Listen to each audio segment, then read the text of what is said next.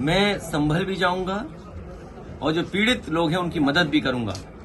और मेरे पत्रकार साथी, आपसे बेहतर कौन जानेगा यमुना किनारे क्या हुआ है।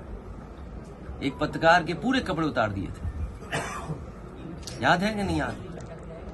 तो ऐसे माहौल में हम और आप लोग हैं।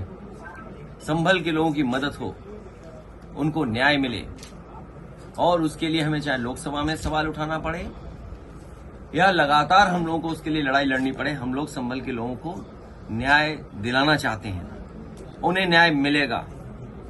जो संविधान या जो आर्टिकल कहता है प्लेसेस ऑफ वर्शिप एक्ट, उसको भी नहीं सरकार मान रही है। क्या खोदना चाहते हैं आप? मुझे तो ये समझ में नहीं आ रहा, भारतीय जनता पार्टी को कैलाश पर्वत नहीं दिखाई दे रहा है, मानसरोवर नहीं दिखाई दे रहा।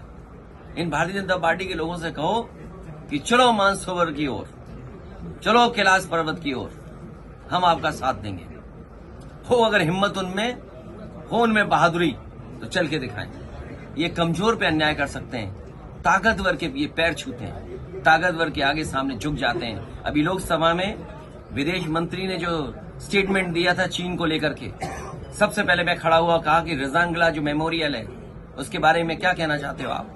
सरकार रेजांगला मेमोरियल के बारे में नहीं कह पा रही। मैं आपसे कहता हूं, ये जितने भारतीय जनता पार्टी के नकली देशभक्त घूम रहे हैं उनसे पूछिए, चीन की सीमा पर रेजांगला जो मेमोरियल बना था, चीन की फौज ने आकर के तोड़ दिया।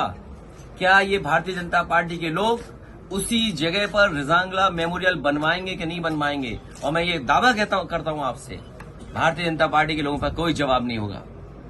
वो कभी कुछ नहीं कह सकते, क्योंकि चीन बहुत ताकतवर देश है।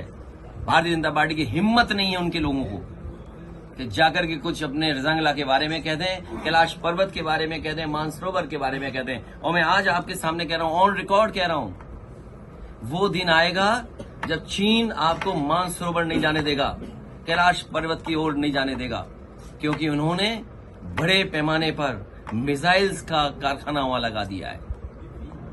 ये बात अगर गलत है तो बीजेपी के लोग कहें आकर के। केवल 12 किलोमीटर सड़क बनी थी, नेपाल ने आपके खिलाफ खड़ा कर दिया था। नेपाल को चीन ने लिपू लेक को लेकर के 12 किलोमीटर सड़क बनी थी, अगर आपको याद हो, नेपाल को आपके खिलाफ खड़ा कर दिया था। ये बीजेपी के लोग केवल कमजोर पर अन्याय कर सकते हैं, ताकतवर के सामने ये झुक जाते हैं। चीन के खिलाफ नहीं बोलेंगे, क्योंकि इन्हीं के लोग सबसे ज्यादा कारोबार चीन से कर रहे हैं।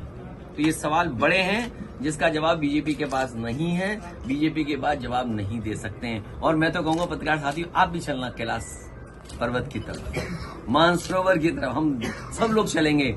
आगे आगे बीजेपी वाले, पीछे प्रेस वाले।